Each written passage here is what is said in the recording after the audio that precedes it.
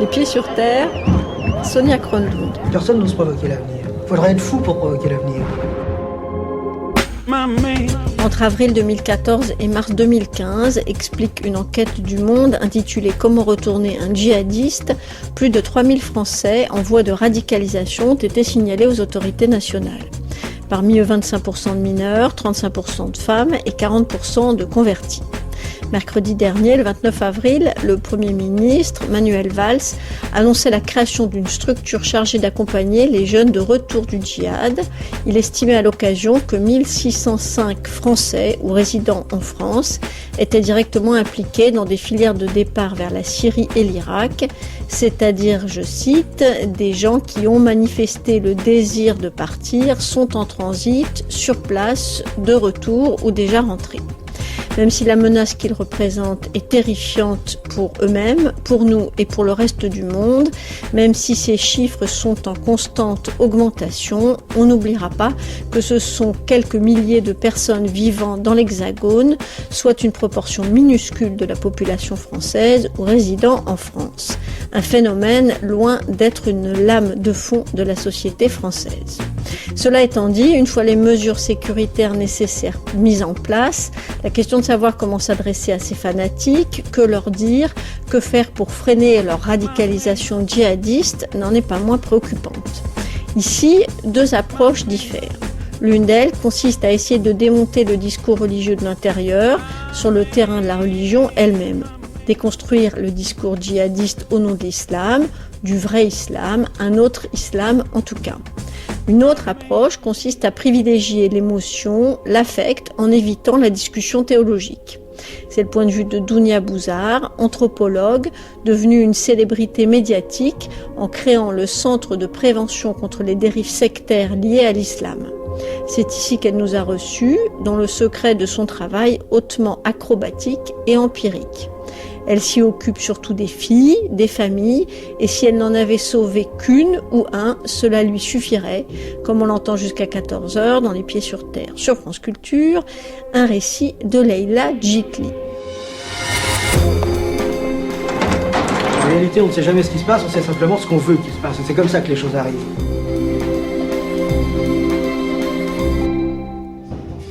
On t'attendait, allez, viens vite. On va attaquer la réunion. Bien.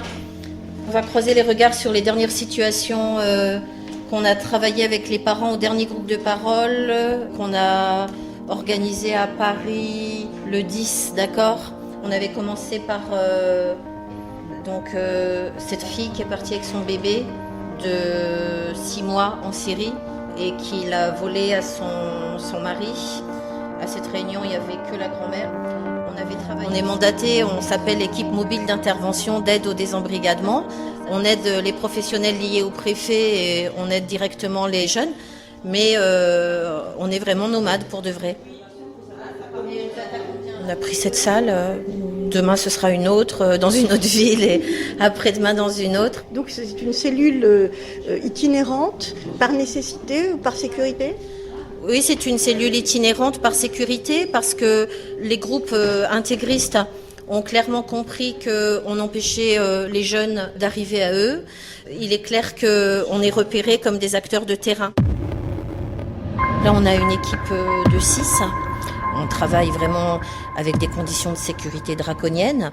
À chaque fois, on a des services de police, de déminage, et il faut donc supporter d'avoir 7 policiers avec des gilets, des mitrailleuses qui vont être autour de nous, qui vont vérifier notre environnement, et ça de manière permanente.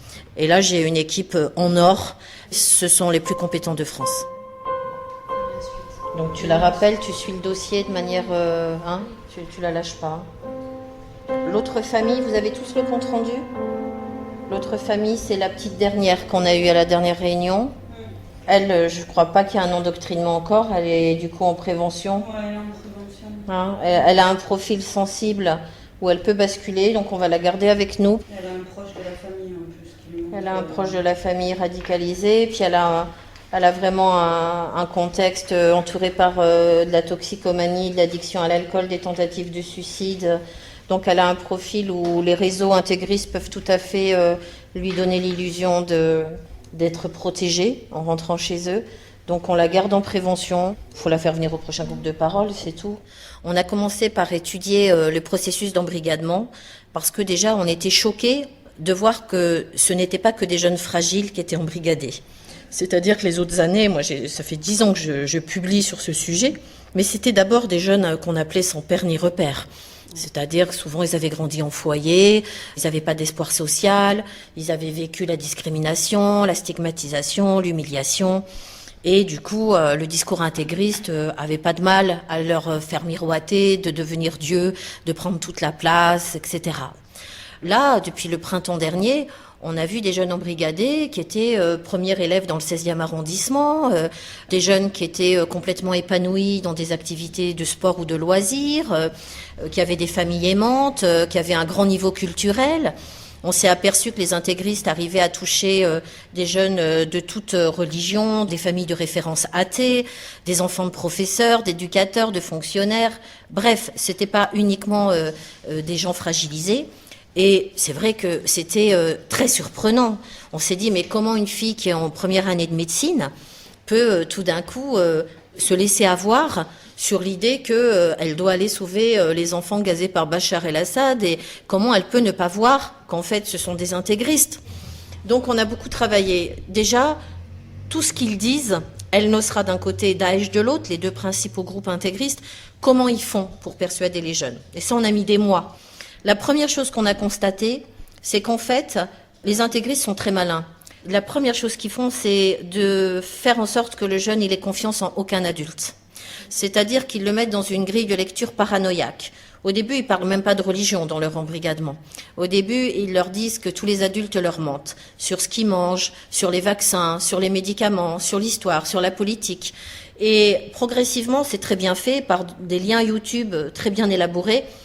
Le jeune se dit, mais je sais pourquoi je suis mal à l'aise dans cette société. C'est parce qu'en fait, je suis dans un monde de corrompus et tous les adultes sont complètement des menteurs et des manipulateurs.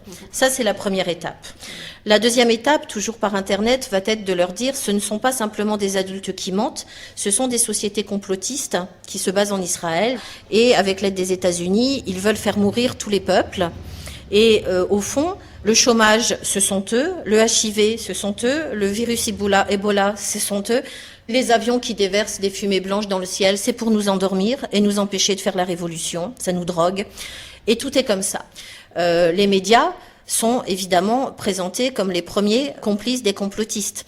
Souvent, on se dit, mais ils savaient ce qui se passait là-bas, puisque les médias en parlent énormément. Mais non, ils ont été coupés des médias et ils ne regardent plus que les vidéos envoyés par El-Nosra et Daesh. Donc, c'est très bien programmé tout ça. Ça les relie entre eux, c'est-à-dire que finalement, ils pensent qu'eux possèdent la vérité, ils s'appellent des véridiques d'ailleurs, ils ne s'appellent pas des musulmans, et que tous les autres sont donc des gens qui finalement n'ont pas de discernement. Et c'est ça qui est très fort, c'est que par toutes ces vidéos, on dit jamais à un jeune « je vais t'embrigader ». On dit à un jeune, je vais te donner des moyens supplémentaires pour avoir plus de discernement que les autres et pour changer le monde.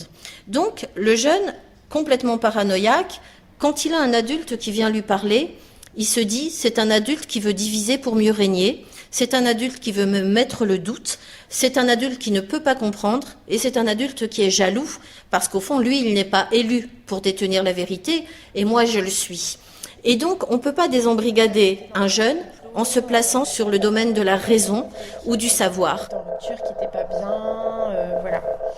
Et clairement, on entend bien vraiment dans le discours de ce jeune que, clairement, il est en endoctrinement, qu'il parle de djihad, qu'il parle de, voilà. Il parle de djihad. Oui, on parle de djihad. Ce monsieur nous a contactés parce que, en fait, lui, il voulait savoir comment est-ce qu'il pouvait l'aider, qu'est-ce qu'on pouvait faire pour lui. Donc, c'était un majeur de 23 ans. Donc moi j'ai expliqué déjà au monsieur que c'était difficile pour nous d'intervenir auprès des majeurs, soit que finalement la démarche ne vienne d'eux, ou qu'on soit mandaté. J'ai essayé de creuser un petit peu pour connaître la relation qu'il avait avec lui, pour voir si c'était juste professionnel jeune ou s'ils avaient vraiment une relation qui s'est tissée au fil du temps. Il s'avère que vraiment depuis qu'il est tout petit, la personne qui nous a appelé avait un petit peu le rôle de papa finalement. Moi en fait quand j'ai discuté, j'ai expliqué quand même le processus d'endoctrinement, la méthode qu'on utilisait, notamment la Madeleine de Proust pour retisser un lien. Et je lui ai quand même demandé s'il n'y avait pas la possibilité quand même d'avoir un contact avec les parents. Bah oui. Parce que ça allait être difficile de l'instaurer avec lui, en sachant que, je lui dis, vous n'avez pas de lien vraiment de famille avec lui. Vous le voyez quand lui, il le décide. Et je lui dis, est-ce que vous pourriez pas, machin. Donc il m'a dit qu'il était quand même en contact avec les jeunes du quartier et qu'il pensait prendre 2-3 jeunes, leur demander d'aller voir les parents comme ça, discrètement. La maman, je pense que le papa sera pas trop en capacité, mais la maman serait en capacité de mettre en place cette méthode pour essayer de rattraper son fils. On a construit une méthode où on s'est dit, on ne peut jamais passer par le raisonnement et la discussion. Donc on a cherché comment, du coup, pouvoir toucher quelqu'un sans parler avec lui. C'est pas simple. Et c'est avec les parents qu'on a construit cette méthode. La première étape, ça s'appelle la Madeleine de Proust.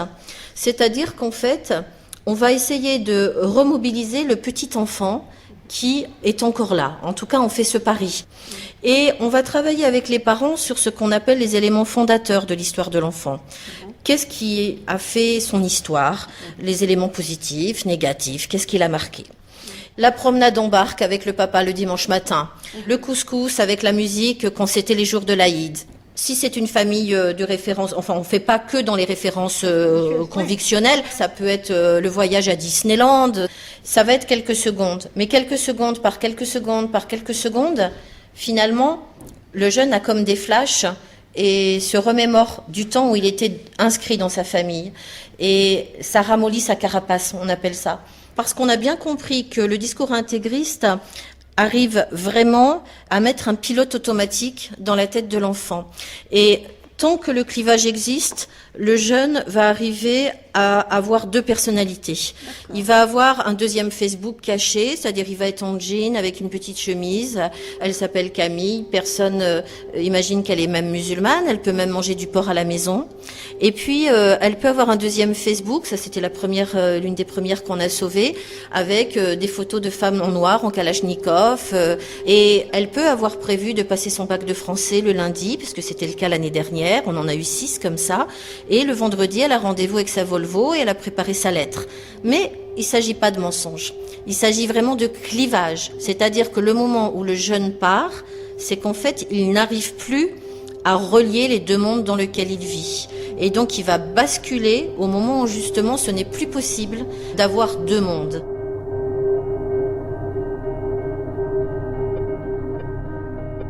Les intégristes attendent que les jeunes se mettent en rupture avec leurs parents.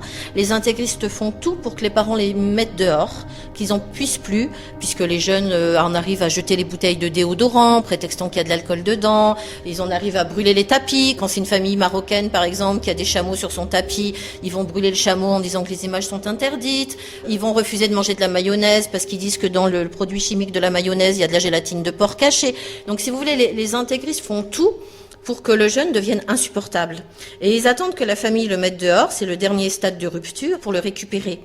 Et donc, quand le parent, au contraire, fait ce qu'on lui dit, c'est-à-dire, au contraire, chouchoute son jeune, lui rappelle les souvenirs d'enfance, et refasse les mêmes gestes, et refasse les mêmes odeurs, et refasse les mêmes gâteaux, et refasse les mêmes plats, et refasse les mêmes rituels, ça déstabilise, ça ralentit énormément le discours intégriste. Ça, c'est la première étape.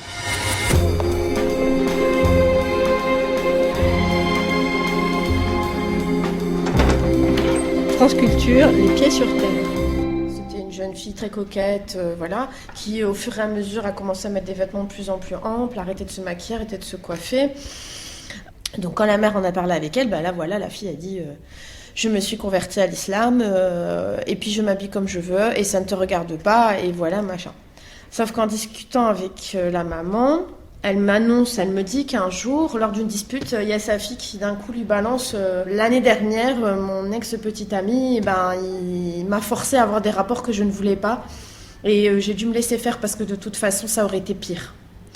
Donc la mère qui prend ça, qui réagit pas forcément très bien la première fois, qui lui dit « Mais comment ça, c'était ton petit ami, mais tu étais d'accord ou tu n'étais pas d'accord ?» Il y a une ambiguïté par rapport à la reconnaissance de ce que sa fille a vécu, quoi. Et ensuite, La jeune fille a continué à expliquer qu'en fait, après ça, elle a rompu, qu'il est dans le même lycée qu'elle, et pour se venger, il a publié sur Internet, sur Snapchat, des photos d'elle en sous-vêtements. Donc l'humiliation au lycée, tout le monde a vu. Quand on fait la chronologie, c'est à partir de ce moment-là, 1 ou 2 mois après, qu'elle a commencé vraiment à changer d'attitude, se renfermer sur elle-même et être de plus en plus dans le rejet avec sa maman. La maman, j'ai eu hier matin au téléphone, je l'ai un petit peu confrontée à ça, en lui expliquant que ce qu'on pensait, c'est qu'il était vital et primordial que vraiment elle fasse sentir à sa fille qu'elle a entendu sa souffrance, qu'elle a entendu qu'elle s'était fait violer. Il fallait absolument qu'elle lui martèle, répète que ce n'est pas de sa faute et qu'elle, en tant que maman, elle est vraiment triste et elle regrette vraiment de ne pas avoir pu la protéger à ce moment-là. En fait, j'étais vraiment dans ce discours-là et moi, justement, je voulais revoir justement avec l'équipe et avec toi, voir si j'étais dans la bonne posture. Est-ce que tu lui as fait prendre conscience que si la jeune fille, après, elle va porter le djilbab ou le niqab, c'est justement parce qu'elle va vouloir mettre des frontières sur son corps pour que plus personne soit dans l'intrusion de son corps. Est-ce que ça, t'es arrivé à le placer ou c'est trop tôt, il te semble? Non, j'en ai parlé déjà au départ, lors du premier contact téléphonique, quand j'ai vraiment expliqué le processus d'embrigadement. Et en fait, hier, je suis revenue sur ça. Je lui dis, vous savez, ça vous fera pas une jeune fille qui se fait jolie, qui est à la pointe de la mode, qui finalement, en quelque sorte, du jour au lendemain, en 2-3 mois maximum, se couvre complètement, arrête les couleurs, se coiffe plus. Ah oui, elle veut plus être remarquée. Bah voilà, exactement. Elle ne veut plus être remarquée. Pourquoi? Parce que elle se sent plus en sécurité avec les hommes. Elle a peur que ça se reproduise. Et donc je lui ai dit, vous savez, ces sectes, ces gens mal intentionnés vont utiliser cette souffrance-là et lui faire miroiter une protection finalement que peut-être au fond d'elle, dans son cœur, elle pense que vous n'avez pas pu remplir ce rôle-là. Il y a 70% des gamines embrigadées qui ont subi des abus sexuels. Il va falloir qu'on fasse des statistiques. Hein. Oui, parce que c'est vraiment récurrent. Oui. Tant dans les suivis que dans les nouvelles familles, systématiquement, quand on creuse, il y a soit un problème entre la jeune fille et son père, dans le rôle du père, la sécurité, etc., ou il y a comme ça, il y a forcément un abus sexuel à un moment donné. Sexuel, réel ou réel ou imaginé, mais il y a toujours, on doit être à 70, à vue de nez, on est à 70% et encore, peut-être plus.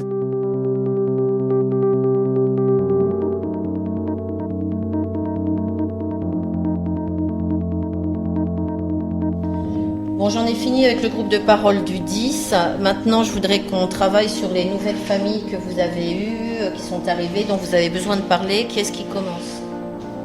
Ok, donc j'ai elle qui a 16 ans, qui dit ne pas être convertie à sa maman, qui parle juste d'un désir de conversion pour le moment, mais qui a été vue à la sortie de l'école avec un foulard. Elle se maquille de moins en moins, elle a enlevé toutes les photos de sa chambre. Elle les pose à l'envers sur le rebord de la fenêtre.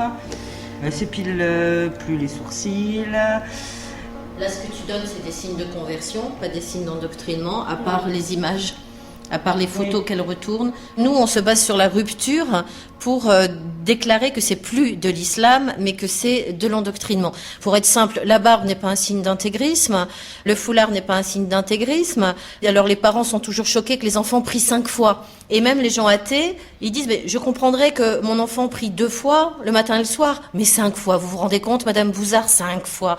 Il faut leur dire, non mais en islam, on prie 5 fois. C'est pas un signe d'intégrisme de prier 5 fois. Par contre, quand un jeune arrête la guitare en disant c'est le diable, dit les professeurs sont tous payés pour qu'on se soit endormi, dit mes anciens amis, ils peuvent rien comprendre, ils sont pas dans le vrai. Dès qu'il va remettre en question ses parents ou traiter les gens de mécréants, dès qu'il va déchirer les photos, ça veut pas dire qu'il est déjà endoctriné, mais ça veut dire qu'il est en relation avec un discours qui veut l'endoctriner.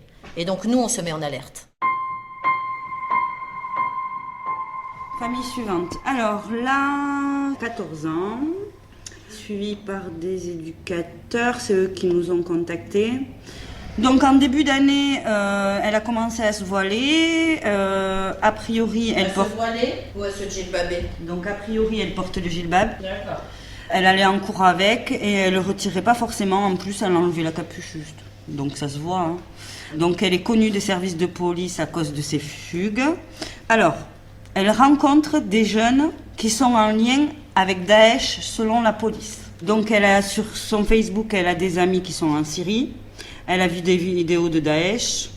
Il y a 6 mois, la maman a découvert sur le téléphone de sa fille des photos du drapeau de Daesh et des photos de têtes coupées. Diagnostic est fait. Moi, je veux savoir pourquoi la maman qui trouve des têtes coupées sur le téléphone de sa fille n'appelle pas immédiatement le monde entier. Tant qu'on n'aura pas résolu cette question-là, on ne pourra rien faire. Toute la difficulté, c'est de passer à la deuxième étape. Là, c'est l'équipe qui va intervenir, mais on ne peut toujours pas raisonner le jeune. Donc, il va falloir pouvoir lui faire prendre conscience des mécanismes de l'embrigadement, mais sans lui parler. Si on lui parle, on sait qu'on le rebraque. Dounia Bouzard, c'est une mécréante, de toute façon, c'est la femme du diable, etc. D'ailleurs, quand ils me voient, souvent, ils essayent de fuir. On prévoit dans la mise en place de la de la salle, bien sûr. Quand ils me voient, tous, ils essayent de partir en courant, et c'est les parents qui les récupèrent. Alors déjà, il ne faut pas dire aux jeunes, tu viens en désembrigadement. Donc déjà, on coécrit un scénario avec les parents. Où est-ce qu'ils viennent ? Ils viennent dans un endroit où on va leur expliquer qu'il faut pas prendre peur, que l'islam c'est pas ce que les médias disent, par exemple. Un peu comme si les parents venaient aux alcooliques anonymes. Mon enfant s'est converti, mais qu'est-ce que j'ai peur ? J'y connais rien à l'islam, je suis qu'un mécréant. Vous voyez, c'est plutôt cet esprit-là. Bon. Alors du coup, on s'est dit, on va demander à d'autres familles de venir témoigner de l'embrigadement, soit de leurs jeunes, soit d'eux-mêmes, soit des anciens repentis. Et on va choisir les témoignages en résonance avec l'histoire du jeune. Donc on cherche comment le jeune a été embrigadé. Est-ce qu'on lui a promis de faire de l'humanitaire, de sauver les enfants gazés par Bachar el-Assad ? Est-ce qu'on lui a promis de combattre les soldats de Bachar el-Assad un peu comme une révolution ou une résistance à la dictature ? Est-ce qu'au contraire, il est dans une position de toute puissance où il veut aller tuer tous ceux qui ne pensent pas comme lui ? Est-ce qu'au contraire, il veut aller mourir ? Est-ce qu'en fait c'est un suicide déguisé et qu'au fond, il a trouvé une bonne raison d'aller mourir ? Par exemple, je pense à une petite de 13 ans qui nous dit qu'elle est mariée avec un homme de 50 ans de Daesh par Skype. Ils se marient toutes par Skype. Et du coup, je lui dis, mais pourquoi avoir pris un homme de 50 ans alors que tu as 13 ans ? Et elle me dit, parce qu'il m'a promis que quand j'arrivais sur place, en 48 heures, je pourrais mourir en martyr. Et là, évidemment, j'avais des éléments, parce que j'avais travaillé avec sa famille, et je savais qu'elle avait assisté au décès de son frère, qui était mort écrasé devant elle quand il avait cet âge-là. Donc là, je comprends qu'elle part là-bas pour mourir. Je comprends que c'est un suicide, et que Daesh l'a fait parler, comme nous, par Internet, a compris qu'elle avait assisté à la mort de son frère au même âge, et qu'ils lui ont donné une mission divine de mort pour que son suicide prenne une dimension d'héroïsme. Donc, je regarde avec les parents, en même temps qu'ils font la Madeleine de Proust, finalement, j'apprends plein de choses. J'apprends aussi que telle petite, elle a eu des abus sexuels ou du harcèlement sexuel dans la cour de récréation et que finalement elle n'avait pas parlé à ses parents parce que c'est tombé l'année où son père était hospitalisé, on ne savait pas ce qu'il avait. Donc finalement elle en a parlé qu'1 an après. Donc je comprends qu'elle est en recherche d'un groupe qui la sécurise, qui lui promet d'être une perle enrobée, qui vont protéger toute sa vie, etc. Donc je cherche comment le discours a fait autorité sur l'enfant. Quelle réponse miraculeuse il fait semblant de donner à une problématique d'adolescente, parce que tout se passe au moment où ils deviennent adultes. Donc je réfléchis à ça. Et je vais chercher des témoignages dans l'étape 2 qui sont en résonance avec l'histoire du jeune. Mais quand le jeune rentre dans la salle, une fois qu'on l'a récupéré physiquement et qu'il a voulu fuir, on s'adresse pratiquement pas à lui. On fait comme s'il n'était pas important, parce qu'on sait qu'il se prend pour quelqu'un de tout puissant. Donc, on se concentre sur les autres familles. Et on fait comme si chaque famille venait déverser sa difficulté, son avancée, et se confiait à moi. Je le regarde presque pas. Et je fais parler les autres. Et j'ai passé des heures et des heures et des heures et des heures à préparer le témoignage des autres pour qu'il corresponde à l'histoire de ce jeune en résonance. Ça dure longtemps. En général, il faut bien 2h30, presque 3 heures de témoignage des autres. Et là, forcément, en croisant les témoignages, le jeune se met à craquer. Le jeune se met à craquer parce qu'il entend en miroir sa propre histoire, donc parvient à sa conscience les mécanismes qui l'ont mené là, mais dans la bouche d'autres, qui sont émus, parce que ce sont des vrais témoignages. Quand les repentis reparlent de ce qui leur est arrivé, là j'ai un couple dont les enfants ont été placés, et qui raconte comment c'était l'utopie pour eux, la Terre Sainte, la série. Un couple qui est parti avec les enfants. Oui. Et quand ils me font ce genre de témoignage devant des ados, bien sûr ça fonctionne très fort, c'est-à-dire... Au bout d'un moment, l'ado qui lui-même a cette représentation d'un monde idyllique va craquer parce qu'il se rend compte. Quand on a touché le jeune avec nos témoignages, le jeune il passe 1h30 et il vide tout, cul sec. Il vide tout. Oui, ils m'ont dit ça, j'en avais 50, ils commençaient à 4h du matin, ils finissaient à 2h du matin, ils me disaient fais ci, fais ça, est-ce que t'as fait ci, est-ce que t'as fait ça, oui, il y avait un tel qui était là-bas, en Belgique, l'autre il était à Paris, l'autre il était dans le sud, l'autre il était en... Et ils débitent tout, puis après ils nous racontent tous les trucs complètement surréalistes qu'ils ont pu leur raconter. Et nous, évidemment, on reste dans l'empathie, on ramasse tout, puis il y a des trucs hyper glauques, des choses vraiment... On imagine très bien que le jeune allait en mourir très vite ou devenir fou, on imagine les parents, parce que les parents sont là pendant la séance de désembrigadement, donc les parents s'effondrent et tout. Et c'est vrai que quand les gens sortent par moments, entre deux, on a besoin, c'est comme les médecins, on a besoin de tout défouler, de partir en fou rire. Combien de fois on a fait des fous rires, surtout quand on fait 2 séances de suite, alors là c'est la totale. Non, c'est pas drôle du tout, mais c'est nerveux. C'est vrai que ça fait un peu une ambiance grande famille, c'est-à-dire... D'ailleurs, après les séances, souvent les jeunes, ils nous font 10 à 20 textos par jour pendant longtemps. C'est-à-dire, ils ont besoin vraiment qu'on est témoin de leur revenus dans le monde réel. Et on les accompagne dans ce retour dans le monde réel. Et là, c'est une période difficile. C'est une période où on est quand même en vigilance sécuritaire. On sait que les réseaux, du coup, veulent les faire retomber. Nous, on tire de notre côté. Les réseaux tirent de leur côté. Et là, c'est la guerre psychologique. Mais pour le moment, c'est nous qui avons gagné. Il n'y en a pas un qu'on a laissé en rade. Il faut savoir que les jeunes qu'on a désembrigadés, on arrive presque à 50 maintenant, depuis septembre. C'est eux qui m'appellent quand ils voient sur Facebook une jeune fille de 14 ans qui veut se marier avec un mec de Daesh. Et ils font des captures d'écran, et ils les font parler, et récupèrent les numéros de téléphone, et comment tu t'appelles. Et hop, ils m'envoient le truc, eux ils restent infiltrés finalement, ils me donnent tous les renseignements, ils me disent Dounia, vite, appelle la préfecture, appelle le numéro vert, appelle les parents, fais quelque chose, elle va partir dans 3 semaines. Donc il y a une espèce de chaîne humaine qui se fait et qui est magnifique. C'est pour ça que je résume les choses en disant c'est vraiment la chaîne de la vie contre la mort, quoi.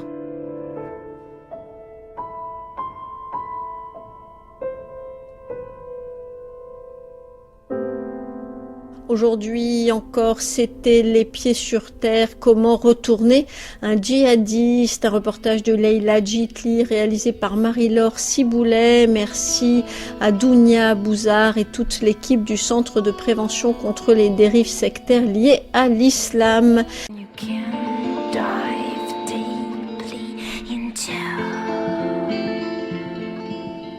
Shake my flesh, hit my meat.